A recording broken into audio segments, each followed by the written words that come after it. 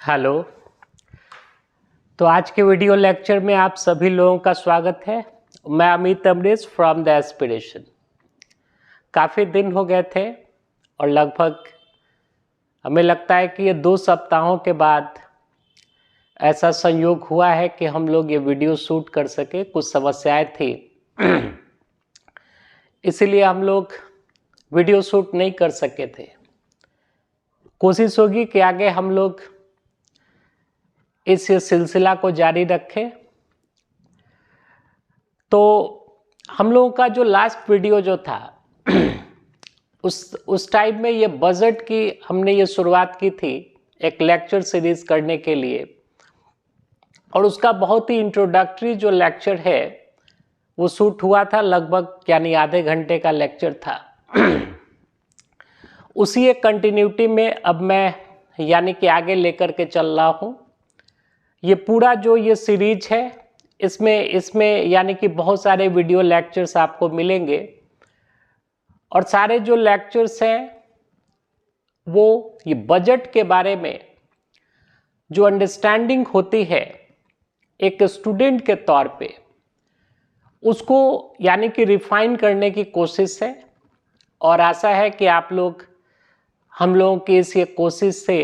आप लोगों को लाभ ये पहुंचेगा। तो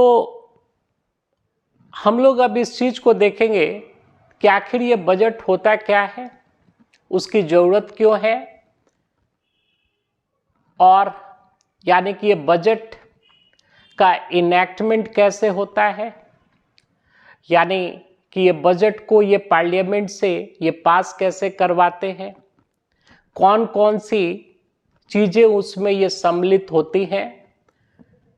फिर उसके बाद से उस बजट का इम्प्लीमेंटेशन कैसे होता है, और इम्प्लीमेंटेशन से रिलेटेड ये कौन कौन से इम्पॉर्टेंट उसमें ये पॉइंट्स हैं या चीज़ें हैं, उसको हम लोग डील करेंगे। और फिर ये लास्ट में हम लोगों का ये एनालिसिस होगा कि जो इस साल का जो ये बजट आया है और जो पिछले साल का जो इकोनॉमी के सर्वे है उसके जो मुख्य पॉइंट्स हैं उसके बारे में हम लोगों का डिस्कशन होगा। तो इसकी शुरुआत में हम लोग इस चीज को समझने की कोशिश करें,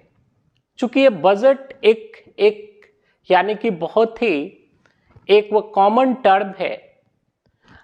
जिसका कि यूज हम लोग अपने हाउस होल्ड में भी करते हैं।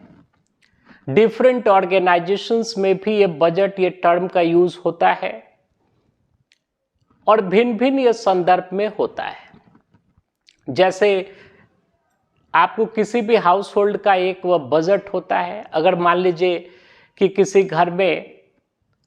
जो यानी कि ये घर के मेंबर्स हैं उन लोगों ने कुछ ये डिमांड कर दी, तो सामान्य तौर पे जो गार्जियंस हैं या जो यानी कि अर्निंग मेंबर्स हैं तो वो अक्सर हाँ इस चीज को ये बोलते हैं, अपने बच्चों को समझाते हैं या फैमिली मेंबर्स को यानी कि समझाते हैं कि मेरा ये बजट अलाउड नहीं कर रहा है कि मैं तुमको ये चीज ये खरीदूं या इतना मैं एक्सपेंडिचर करूं। ठीक उसी प्रकार से हम लोग किसी भी ऑर्गेनाइजेशन में जाते हैं, वो चाहे कोई बिजनेस ऑर्गेनाइजेशन हो, चाहे कोई फिलेंथ्रोपिक ऑर्गेनाइजेशन हो, या कोई ये पॉलिटिकल ऑर्गेनाइजेशन हो या इंस्टीट्यूशन हो, तो किसी भी प्रकार की अगर कोई ऑर्गेनाइज्ड एक्टिविटी हो रही है तो किसी भी ऑर्गेनाइजेशन में जो फिनांस होता है, finance is the blood stream of any organisation. Finance जो है वो किसी भी ऑर्गेनाइजेशन का एक प्रकार से ये ब्लड स्ट्रीम है। हम लोग जानते हैं कि ह्यूमन बॉडी में ये ब्लड जो है वो डिफरेंट ये न्यूट्रिएंट्स, इसके साथ साथ ऑक्सीजन, क्योंकि ये ब्लड में आपको आरबीसी होती है, आरबीसी में हीमोग्लोबिन होता है और हीमोग्लोबिन के साथ ऑक्सीजन अटैच्ड होकर के और पूरी ह्यूमन बॉडी में एक एक सेल तक जो ऑक्सीजन का ट्रांसपोर्टेशन है उसकी उपलब्धता जो है वो उसको यानी कि सुनिश्चित करता है। इसके साथ साथ ये भिन्न भिन्न प्रकार के जो न्यूट्रिएंट्स हैं उनका भी ट्रांसपोर्टेशन होता है, यानी ह्यूमन बॉडी में आपको ये ब्लड के माध्यम से। तो किसी भी लिविंग ऑर्गेनिज्म में, और अगर ह्यूमन बीइंग्स को देखा जाए, तो अगर ये ब्लड की ही उपलब्धता ना हो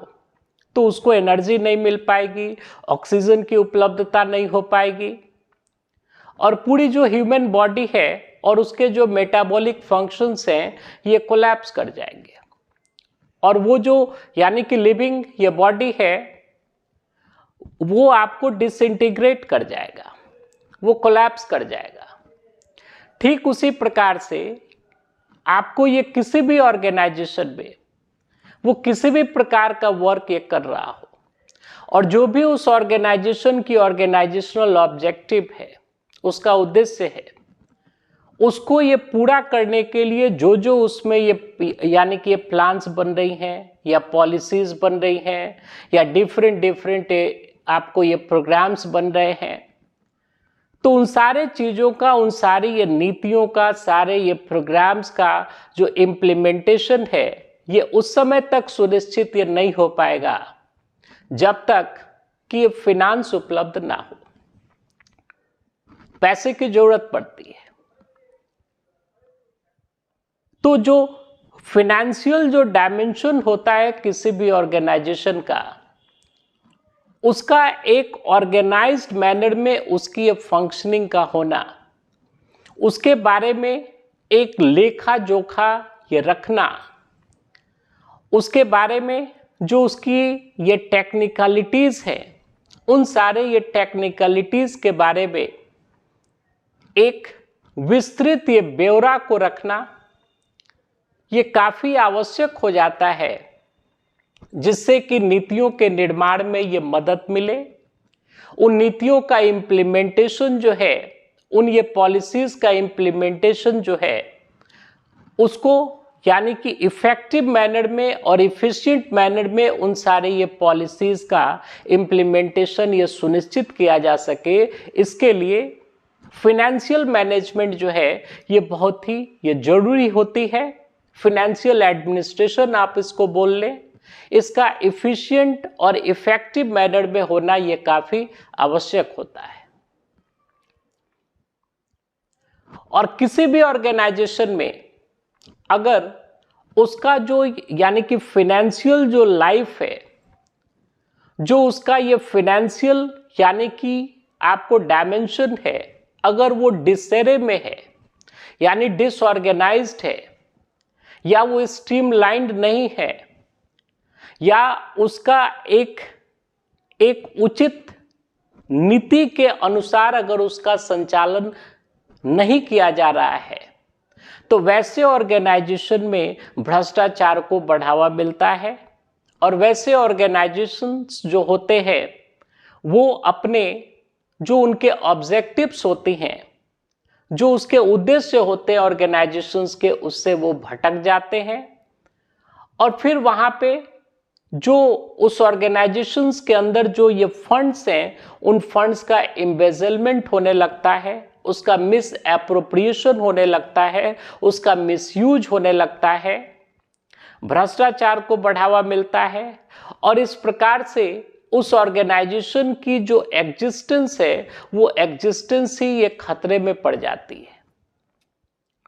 तो किसी भी ऑर्गेनाइजेशन का जो फिनेंशियल ये लाइफ है, उस ये फिनेंशियल लाइफ को या जो भी फिनेंशियल एक्टिविटीज हो रही हैं,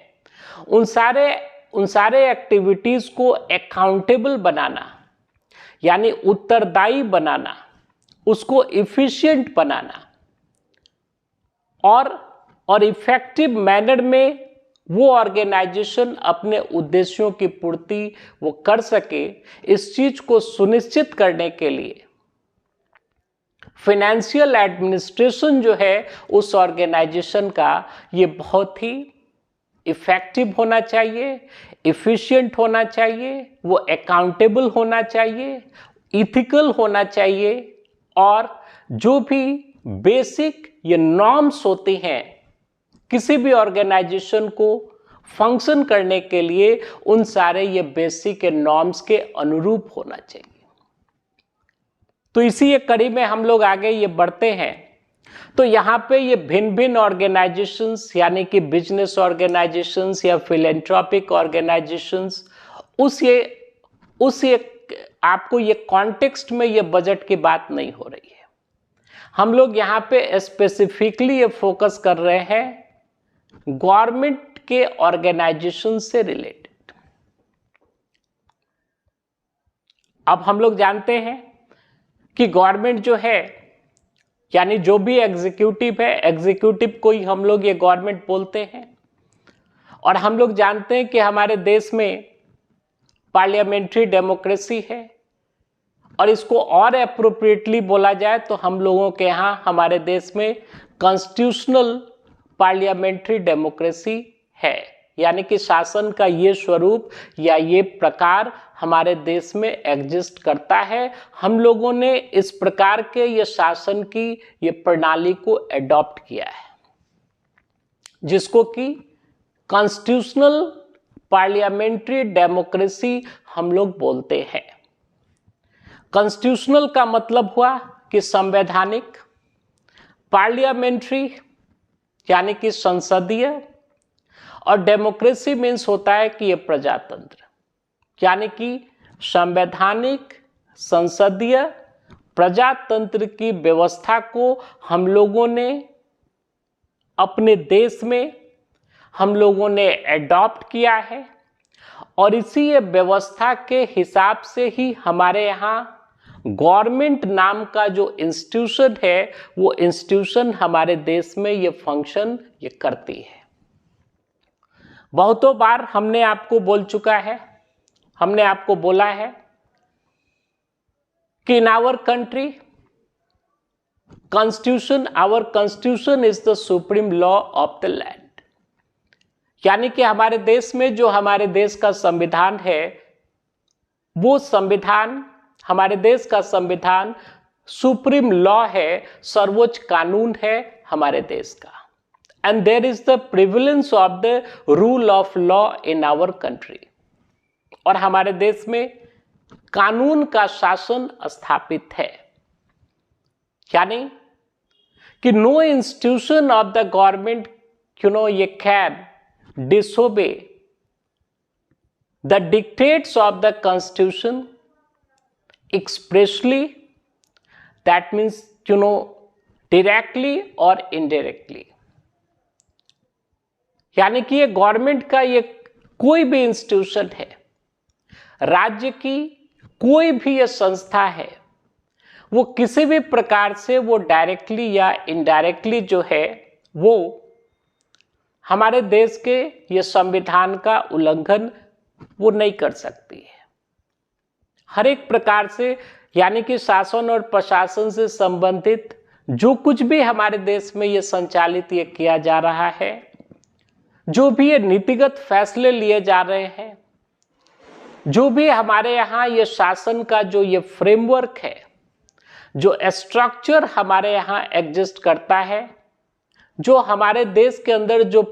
पॉलिटिकल और एडमिनिस्ट्रेटिव इंफ्रास्ट्रक्चर है हमारी कंट्री का, उसके जो यानी कि बेसिक रूल्स है, जो उसके बेसिक के नॉर्म्स हैं, वो सारे ये बेसिक रूल्स और बेसिक ये नॉर्म्स जो हैं वो हमारे ये कॉन्स्टिट्यूशन के द्वारा डिफाइंड है, और कॉन्स्टिट्यूशन के हिसाब से ही हमारे देश के अंदर शासन को या प्रशासन को संचालित ये किया जा सकता है। तो यहाँ पे चूंकि हम लोगों का जो डिस्कशन है इट इज ये more focused on the financial aspect of the government, तो हम लोग यहाँ पे किसी यानी कि ये गवर्नमेंट का जो ये पॉलिटिकल डायमेंशन होता है या एडमिनिस्ट्रेटिव ये डायमेंशन होता है, जो लीगल डायमेंशन होता है, उन सब सारे चीज़ों के ऊपर हम लोग ज़्यादा फोकस नहीं कर रहे हैं, बल्कि हम लोग ये ज़्यादा फोकस करने जा रहे हैं इस चीज़ के ऊपर कि जो भी इंस्टीट्यूशन, ये गवर्नमेंट का जो इंस्टीट्यूशन हमारे कंट्री के अंदर ये कार्य कर रहा है, जो ऑर्गेनाइजेशन ये काम कर रहा है हमारी कंट्री के अंदर, उसके फाइनेंशियल एडमिनिस्ट्रेशन से संबंधित यानी उसका जो वित्तीय ये प्रशासन है, उस ये वित्तीय प्रशासन से संबंधित जो बेसिक रूल्स हैं, जो बेसिक कॉन्सेप्चुअलाइजेशन है हमारी कंट्री के अंदर, जो कि हमारे ये कॉन्स्टिट्यूशन के द्वारा ये मैंडेटेड है, उसके बारे में हम लोग ये डिस्कशन ये करने जा रहे हैं। तो शुरुआती दौर में आप सबसे पहले इस चीज को समझिए, बिकॉज वी हैव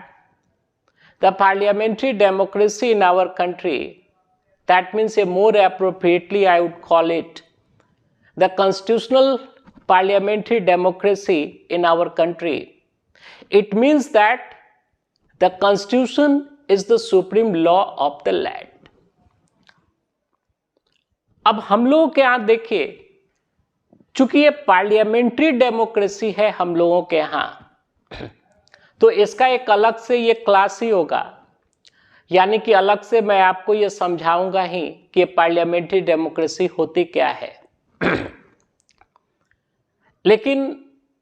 थोड़ा सा ये नटसेल में इसको आप ये समझ लीजिए। और अभी ये जो भी डिस्कशन ये चल रहा है, मतलब यूनियन लेवल पे जो गवर्नमेंट काम करती है, यानी कि एक केंद्रीय स्तर पे जो सरकार कार्य करती है, उसके बारे में हम लोग ये डिस्कशन ये कर रहे हैं। और सरकार का जो स्वरूप जो है, जो ये केंद्रीय स्तर पे है, मोर और लेस, थोड़ा बहुत उसमें ये प्लस माइनस हो सकता है, लेकिन जो ये बेसिक ये स्वरूप है, जो बेसिक स्ट्रक्चर है ये गवर्नमेंट का, जो कि ये सेंट्रल लेवल पे ये प्रिवेल करता है, यानी कि एक केंद्रीय स्तर पे जो ये प्रिवेल करता है, ठीक वही ये स्ट्रक्चर, ठीक वही ये संरचना जो है, वो आपको राज्यों के भी स्तर पे ये प्रिवेल करती है, हमारे देश के अंदर ये मौजूद है। तो अगर आप ये केंद्रीय स्तर पे जो व्यवस्थाएं काम कर रही हैं, अगर उसके बारे में आप अच्छी तरीके से ये समझ जाइएगा, तो फिर जो बेसिक अंडरस्टैंडिंग है राज्यों के स्तर पे भी आप उसको ये समझ लेंगे। तो हम लोग जानते हैं कि किसी भी ये डेमोक्रेटिक स्टेट में, किसी भी ये डेमोक्रेटिक ये कंट्री में गवर्नमेंट के जो भी ये फंक्शंस होते हैं, all the functions of the government, और इसको और अप्रोप्रिएटली बोला जाए तो यानी कि all the functions of the state, यानी जो इंस्टीट्यूशन है स्टेट का, उसके जितने भी ये फंक्शंस होते हैं, उन सारे ये फंक्शंस को प्राइमरली या फंडामेंटली 3 कैटेगरीज में उसको डिवाइड ये किया जाता है। हम लोग इस चीज को जानते हैं, या इसको और आप ये सामान्य अर्थ में समझिए। कोई भी स्टेट है आजकल के टाइम में, ये मॉडर्न स्टेट की परिकल्पना के अंतर्गत वो शासन की ये किसी भी व्यवस्था को अपनाता हो, चाहे उसके यहाँ ये डेमोक्रेसी है, पार्लियामेंट्री डेमोक्रेसी है, या प्रेसिडेंशियल डेमोक्रेसी है जैसा कि अमेरिका में है। तो आज के जो भी ये मॉडर्न स्टेट है, तो स्टेट के जितने भी ये फंक्शंस होते हैं, उन सारे ये फंक्शंस को ब्रॉडली फंडामेंटली 3 कैटेगरीज में उसको डिवाइड किया जाता है। The first category of functions is known as the function of law making.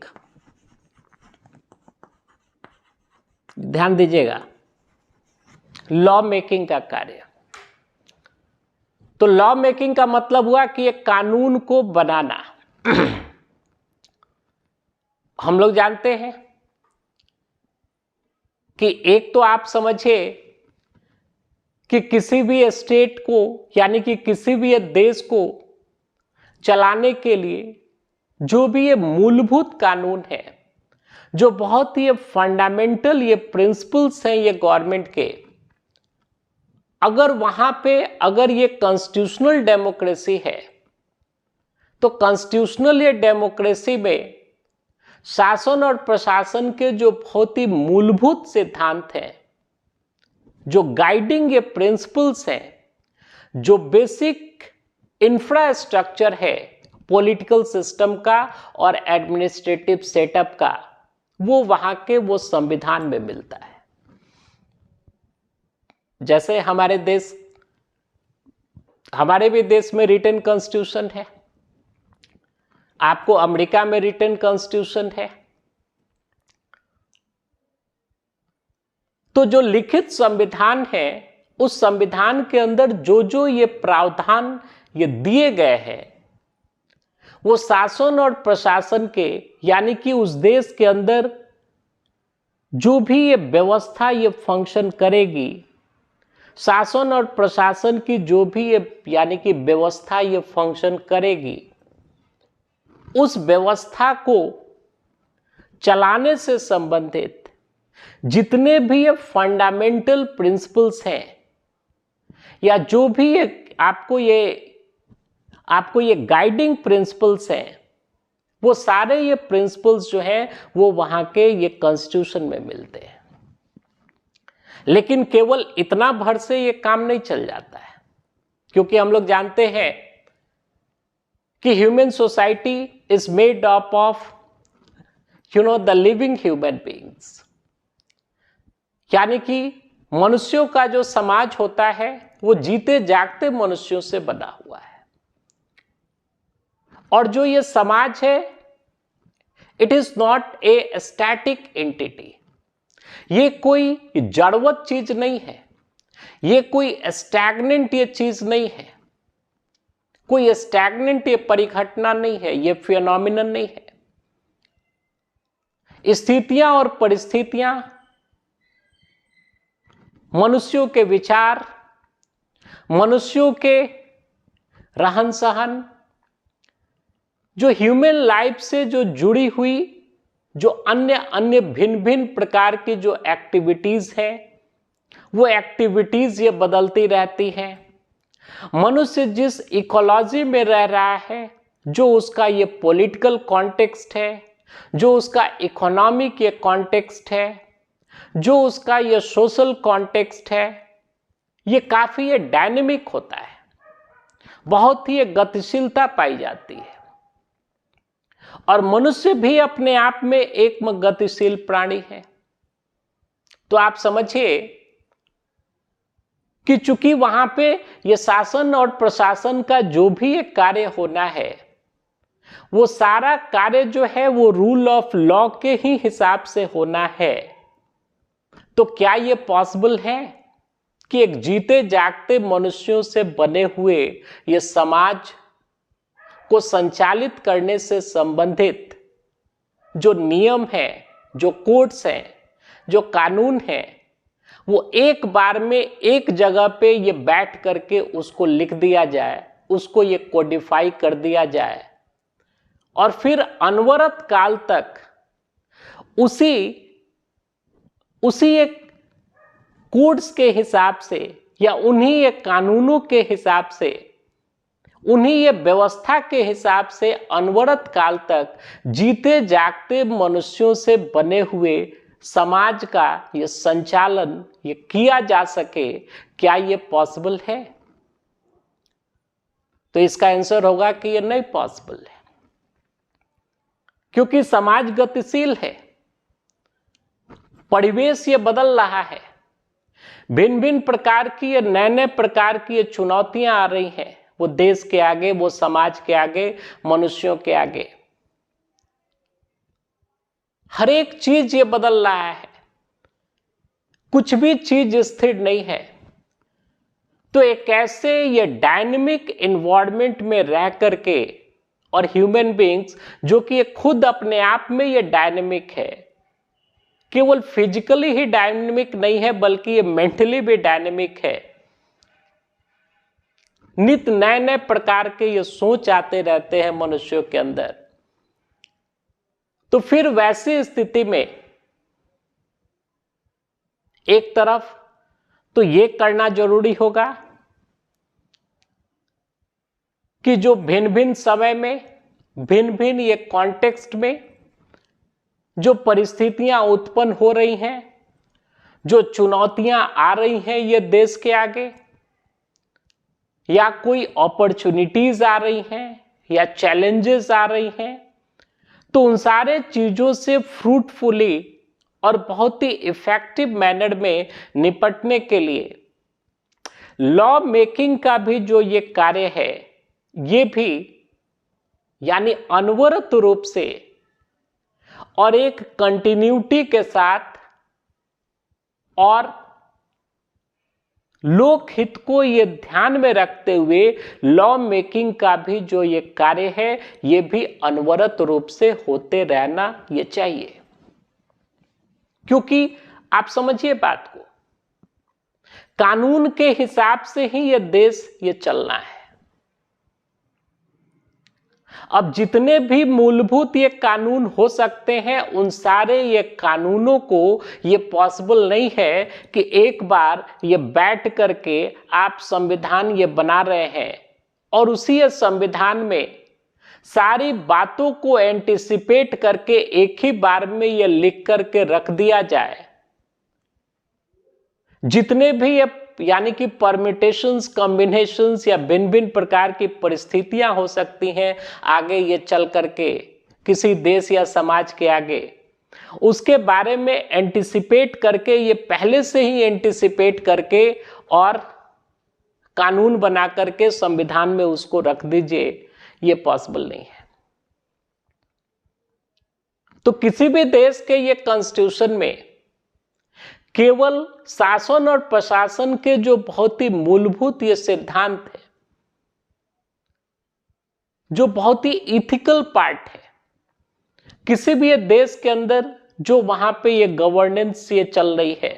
शासन की जो व्यवस्था चल रही है या प्रणाली चल रही है, या जो इथोस है उस कंट्री का, जो वहां की बेसिक ये फिलॉसफी है,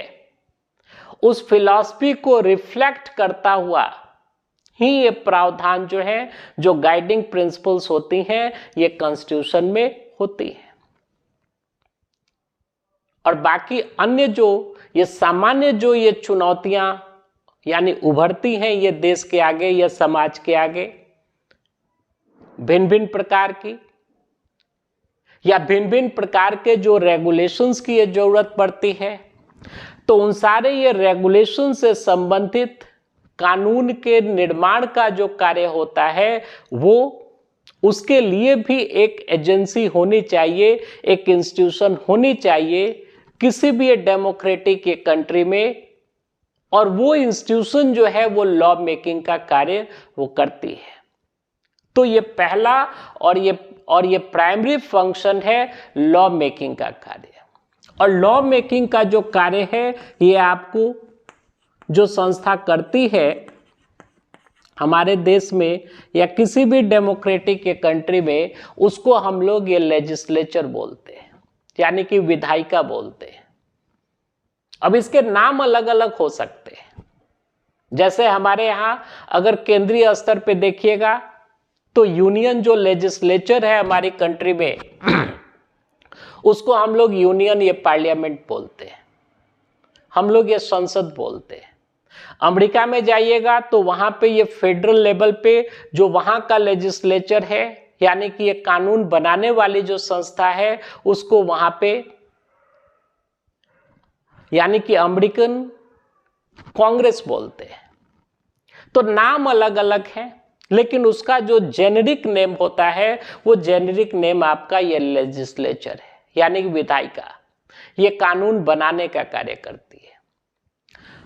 तो ये पहला फंक्शन ये हुआ। दूसरा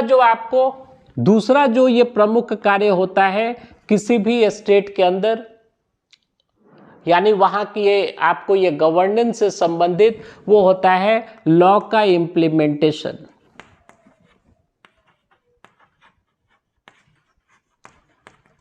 इम्प्लीमेंटेशन का मतलब होता है कि लागू करना, यानी कि कानून जो ये बन गया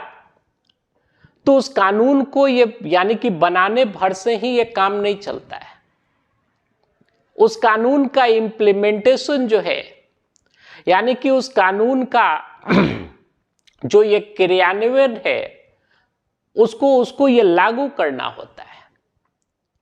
and the implementation of the laws,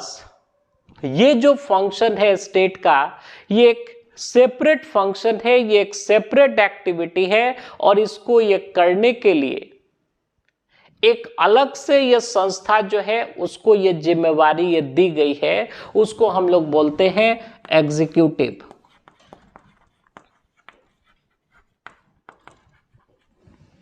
executive Hindi में बोलते हैं कार्यपालिका, और बहुत ही सामान्य अर्थों में आप इसी को समझिए कि सरकार। सरकार सरकार सरकार हम लोग जो सुनते हैं कि केंद्रीय सरकार, बिहार सरकार, और यहाँ की सरकार ये फंक्शन नहीं कर रही है, वहाँ की सरकार वो फंक्शन नहीं कर रही है। तो बेसिकली बाय सरकार वी मीन द एग्जीक्यूटिव।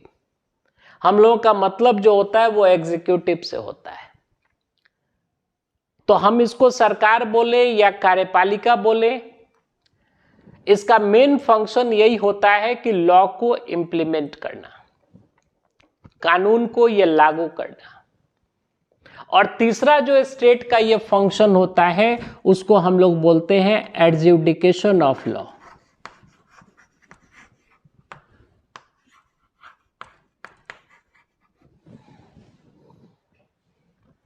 ठीक है, एडजुडिकेशन मीन्स होता है कि न्याय निर्णयन या इंटरप्रिटेशन ऑफ द लॉ, यानी कि कानून जो भी ये बना या संविधान के अंदर जो भी ये कानून है या पार्लियामेंट के द्वारा जो कानून बनाया गया है उसका इंटरप्रिटेशन यानी उसकी ये व्याख्या। क्योंकि जब उस कानून का इंप्लीमेंटेशन होना शुरू हो जाता है तो ऐसी ये संभावना बनती है कि उस कानून के इंटरप्रिटेशन से संबंधित कॉन्फ्लिक्ट्स जो है या उसके इंटरप्रिटेशन से संबंधित जो ये कंफ्यूजन्स जो है कि अगर कोई कानून बनाया गया किसी समय विशेष में, जो विधायिका थी उसके द्वारा ये कानून ये बनाया गया, किस संदर्भ में बनाया गया, उस कानून का उद्देश्य क्या था, उस कानून को ये बना करके किन उद्देश्यों की ये प्राप्ति के लिए उस कानून को बनाया गया था, उस कानून का इंटेंशन क्या था, कानून के जो ये प्रावधान थे वो प्रावधान के अंतर्निहित ये भाव क्या थे। तो इन सारे चीजों के बारे में ये कंफ्यूजन्स हो सकते हैं, और कंफ्यूजन्स हो सकते हैं तो फिर वैसी स्थिति में आपको एक ना एक संस्था अपने पास रखनी होगी जिसको कि ये अथॉरिटी देना होगा, ये फाइनल अथॉरिटी देना होगा कि वो कंफ्यूजन की स्थिति में या कॉन्फ्लिक्ट्स की स्थिति में वो उन कानूनों की यानी कि व्याख्या वो कर सके, और कानून की व्याख्या करने के पश्चात वो जो भी ये आपको ये निर्णय दे रहा है उसका जो भी एडजुडिकेशन है उस एडजुडिकेशन को हर एक पक्षों के लिए मानना आवश्यक हो, हर एक पक्ष कंपेल्ड हो उसकी बातों को मानने के लिए कानून की व्याख्या से संबंधित या किसी भी प्रकार के ये न्याय निर्णय से संबंधित। क्योंकि गवर्नमेंट के डिफरेंट ऑर्गन्स के बीच में भी आपको ये कॉन्फ्लिक्ट्स की स्थिति पैदा हो सकती है। केंद्र और ये राज्य के स्तर पे जो व्यवस्थाएं काम कर रही हैं उनमें ये कॉन्फ्लिक्ट्स की स्थिति पैदा हो सकती है, राज्यों से राज्यों के बीच में ये कॉन्फ्लिक्ट्स की स्थिति पैदा हो सकती है, सिटीजन्स और स्टेट के बीच में ये कॉन्फ्लिक्ट्स की स्थिति पैदा हो सकती है, भिन्न भिन्न प्रकार के ये कॉन्फ्लिक्ट्स की स्थिति ये पैदा हो सकती है। तो वैसी स्थिति में जहां पे कि ये कॉन्फ्लिक्ट्स आए तो वहां पे कानूनों की ये सही व्याख्या करके और न्याय निर्णय देने वाली जो संस्था होती है वो एक सेपरेट एक्टिविटी है, यानी ये स्टेट के फंक्शंस का, और उसको हम लोग ये जुडिशरी बोलते हैं। तो जो एडजुडिकेशन का कार्य है ये जुडिशरी का कार्य है। तो आप यहां पे ये समझिए कि हमारे भी देश में जो स्टेट के ये 3 फंडामेंटल फंक्शंस होते हैं, लॉ मेकिंग, लॉ इम्प्लीमेंटेशन और एडजुडिकेशन या इंटरप्रिटेशन ऑफ द लॉ, इन तीनों ही एक कार्यों को करने के लिए 3 अलग अलग संस्थाएं हैं। लॉ मेकिंग का कार्य जो है वो लेजिस्लेचर का कार्य है, जिसको कि यूनियन लेवल पे हम लोग पार्लियामेंट बोलते हैं, यूनियन पार्लियामेंट। लॉ के इम्प्लीमेंटेशन का जो कार्य है उसको हम लोग ये गवर्नमेंट बोलते हैं या एग्जीक्यूटिव बोलते हैं। और उसके बाद से जो न्याय निर्णयन का ये कार्य है, ये आपको ये जुडिशरी है। तो अब इसके बाद से अब इसमें डिस्कशन को आगे ये ले चलिए। आपको ये जुडिशरी जो है, ये जुडिशरी को अभी आप थोड़ा ये सेपरेट कर लीजिए, अभी उसके बारे में ये चर्चा नहीं हो रही है। मेन यहां पे मुद्दा ये है कि किसी भी डेमोक्रेटिक ये कंट्री में जो भी ये गवर्नमेंट काम कर रही है, जो ये एग्जीक्यूटिव ये काम कर रहा है, जिसके के पास ये प्रशासन की और शासन की जो वास्तविक शक्तियां जो होती हैं, वो शक्तियां इस इंस्टीट्यूशन के पास है, इस इंस्टीट्यूशन के पास है। क्योंकि आप लोग भी देखते होंगे स्टेट के इन तीनों ही इंस्टीट्यूशंस में जो सबसे ज्यादा ये विजिलेंट या सबसे ये ज्यादा प्रखर रूप से ये नजर आने वाली जो संस्था होती है, वो संस्था आपको एग्जीक्यूटिव ही है। अखबार उठा करके देख लीजिए, रोज आपको ये गवर्नमेंट की ही बात होते रहती है कि गवर्नमेंट ने ये पॉलिसी लाई, गवर्नमेंट ने वो पॉलिसी लाई, गवर्नमेंट ऐसा नहीं कर रही है, गवर्नमेंट वैसा नहीं कर रही है, गवर्नमेंट लोगों के इन अधिकारों के ऊपर कुठाराघात कर रही है, ये वो 50 तरीके की जो बातें हैं। और ये पब्लिक डोमेन में जो भी ये डिस्कशंस होती हैं, स्टेट से संबंधित, राज्य से संबंधित, उस डिस्कशंस का मुझे तो लगता है कि 90% जो डिस्कशंस हैं ये पब्लिक डोमेन में, they are all about the executive. Because executive enjoys the real power of the government, the most vigilant part, और ये power of the government. Executive की जो शक्ति है, कानून को लागू करने की जो शक्ति होती है, वो इसके पास है। और सामान्य जनता के साथ ये यानी कि ये कांटेक्ट में सबसे ज्यादा आपको यही संस्था रहती है। तो ये संस्था है, एग्जीक्यूटिव जो संस्था है, इसका अकाउंटेबल रहना बहुत ही जरूरी है। अकाउंटेबल मीन्स होता है उत्तरदायी। क्योंकि अगर ये संस्था जो है, एग्जीक्यूटिव जो है, अगर वो आर्बिट्री मैनर में काम करने लगेगी, अगर वो अनचेक्ड वे में या बहुत ही अनअकाउंटेबल मैनर में अगर वो एग्जीक्यूटिव के पावर को अगर वो एक्सरसाइज करने लगेगी, तो फिर वहां पे डेस्पोटिज्म का होना यानी कि निरंकुश या सत्ता का आना अवश्यंभावी हो जाता है और लोगों के अधिकारों का हनन होना शुरू हो जाता है। और गवर्नमेंट्स बहुत ही अनअकाउंटेबल और इरेस्पॉन्सिबल मैनर में वो काम करने लगती हैं, और जो कि सामान्य जनता के हित के विपरीत जाकर के, उसके विरोध में जाकर के और सरकारें ये काम करना शुरू करने लगती है। So that's why in a democracy it is very important to extract accountability from the executive, क्योंकि ये डेमोक्रेसी का ये बुलवर्क ही है। ये बहुत ही बेसिक कैरेक्टरिस्टिक होती है, ये इडियोसिंक्रेसी है डेमोक्रेसी की, कि the executive has to be responsible The executive, that means the government has to remain accountable for its actions. कि एग्जीक्यूटिव जो भी एक कार्य कर रही है, जिस भी प्रकार के डिसीजंस को ले रही है, उनके मामले में उनकी अकाउंटेबिलिटी होनी चाहिए, उत्तरदायित्व उसे लेना पड़ेगा। क्योंकि अगर गवर्नमेंट्स अगर अनअकाउंटेबल हो जाएंगी तो फिर ऑटोक्रेसी या डेस्पोटिज्म जो है वो आ जाता है। लॉर्ड एक्टन ने भी इस चीज को बोला था, and he was a very ये prominent jurist of the Great Britain,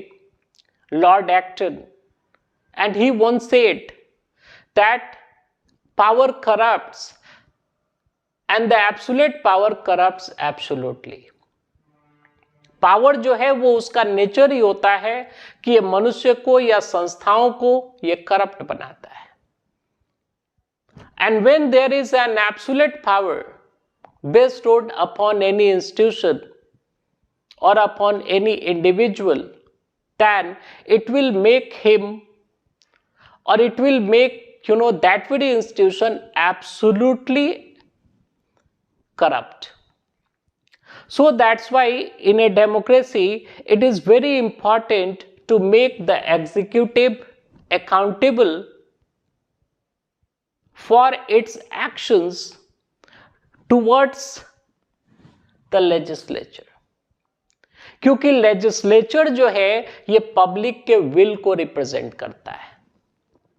लोगों की इच्छा को रिप्रेजेंट करता है। हमारे आपके जो ये चुने हुए ये प्रतिनिधि हैं,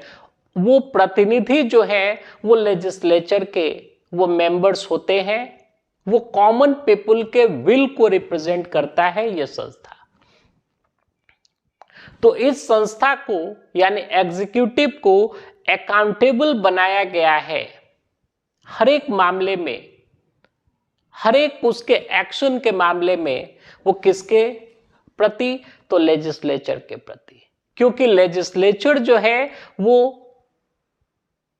सामान्य लोगों की इच्छा को, उसके विल को रिप्रेजेंट करने वाली ये संस्था है। तो बजट में अब हम लोग इस चीज को पढ़ने, आप लोग सोच रहे होंगे कि ये डिस्कशन तो पॉलिटी का होने लगा, because polity is very closely connected with the chapters related to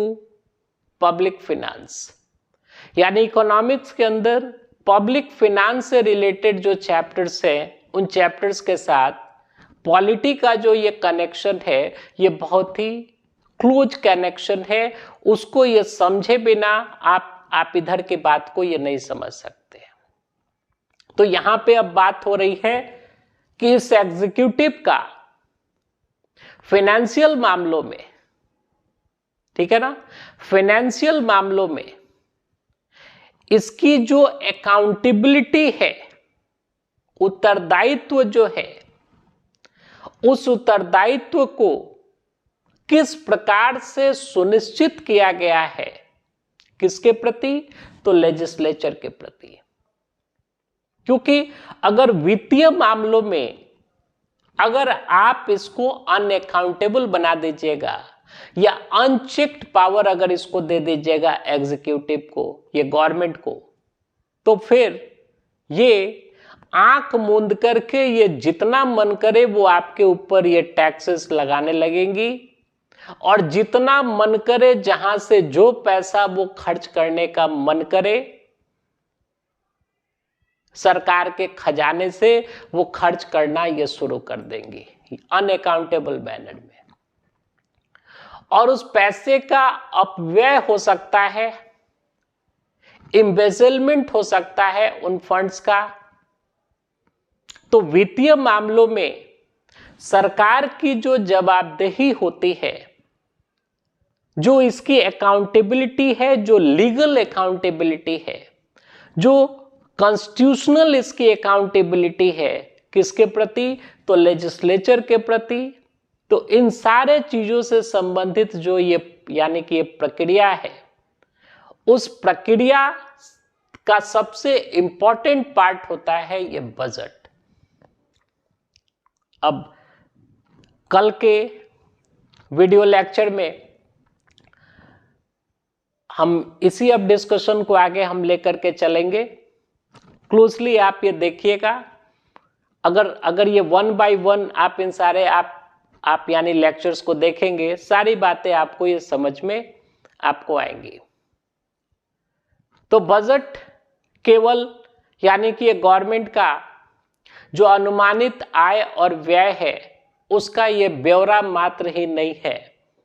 केवल आप इसको एक फाइनेंशियल स्टेटमेंट ही मत समझ लीजिए, बल्कि इस ये बजट का अन्य भी बहुत सारे महत्व हैं। इसका सिग्निफिकेंस है, इसका अपना इंपॉर्टेंस है किसी भी कंट्री की ये पॉलिटी में और वहाँ की इकोनॉमी में। तो इन सारे चीज़ों के ऊपर जो डिस्कशंस है उसको अब मैं ये कंटिन्यू करूँगा ये नेक्स्ट क्लास में, और आशा है आप लोग ये पढ़ रहे होंगे। अब जैसे देखिए होता ही है, कभी कभी ये परिस्थितियाँ ऐसी ये बन जाती हैं, बिकॉज आई ऑलवेज ये talk about the importance of persistence and continuity in our life। मैं खुद भी हमेशा इस चीज के बारे में बात करता हूं कि one has to be persistent। किसी भी व्यक्ति को काफी परसिवरेंस होनी चाहिए, persistent होना चाहिए और बहुत ही सस्टेनेबल मैनर में उसको अपने जीवन में कार्य करना होता है। But there are certain occasions, यानी ऐसे अवसर आ जाते हैं, ऐसी परिस्थितियां आ जाती हैं when we have very little choices, जब काफी कम चॉइसेस होती हैं, बहुत कम ऑप्शंस होते हैं आपके पास। तो ऐसी स्थितियों से दो चार होना होता है। तो ये तो लगता है कि ये चीजें छूट गई, जैसे कि मैं ही अनुभव कर रहा था कि अब लगता है कि बहुत ही ये समस्या हो रही है ये वीडियोस को बनाने में। तो ठीक है, 1 दिन 2 दिन 3 दिन 4 दिन ये बीत रहे थे, लेकिन जो भावना होती है आदमी के अंदर, जो उसका इमोशनल जो एस्पेक्ट है, ये बहुत ही महत्वपूर्ण भूमिका निभाता है किसी भी व्यक्ति को सही डायरेक्शन में आगे वो ले चलने के लिए। सामान्य तौर पे हम लोग इसी चीज को, क्योंकि वो ठीक है कि वो चीजें जिस ढंग से होनी चाहिए वो नहीं हो पा रही थी, समस्याएं आ रही थी कुछ, यानी भिन्न भिन्न प्रकार की ये बड़ी बड़ी ये समस्याएं। तो खैर उसमें भी अगर व्यक्ति को याद रहे कि मुझे ये करना क्या है, और याद मतलब यहां से याद ना रहे, हृदय की बात है। तो ये कहा भी गया है कि ये बीज का नाश नहीं होता है, सीड जो होता है, ठीक है, जब ये फेवरेबल कंडीशंस ये नहीं होती हैं, देन द बेस्ट थिंग, ये प्रकृति भी हमें सिखाती है कि सबसे बढ़िया तरीका ये है कि you must go in the state of ये डॉर्मेंसी। आप ये डॉर्मेंसी के स्टेट में ये चले जाइए, to overcome the unfavourable circumstances and conditionalities. और जो परिस्थितियां हैं, स्थितियां हैं, ये तो बदलती रहती हैं। मतलब कभी ऊपर है, कभी ये पानी में नाव है, तो कभी नाव में पानी है। तो जस्ट इंतजार करना होता है ये चीजों का। ये सीखने वाली बात है कि हमें इंतजार करना होता है, और अंदर से जो हमारी इच्छा है उस इच्छा को ये जागृत रखना होता है। और जब भी सही समय मिले, अनुकूल समय मिले, तो उस ये समय का जो सदुपयोग है, वो सदुपयोग बहुत ही, यानी कि अंदर से स्पिरिटेड मैनर में, बहुत ही उमंग और उत्साह के साथ अपने मिले हुए समय का सदुपयोग ये करना चाहिए। यही सब कुछ है यानी कि सीखने के लिए, और आशा है आप लोग ये पढ़ रहे होंगे, अपनी ये पढ़ाई लिखाई को आप ये जारी रखें। तो आज के लिए इतना ही। सभी लोगों को बहुत बहुत धन्यवाद। Thank you.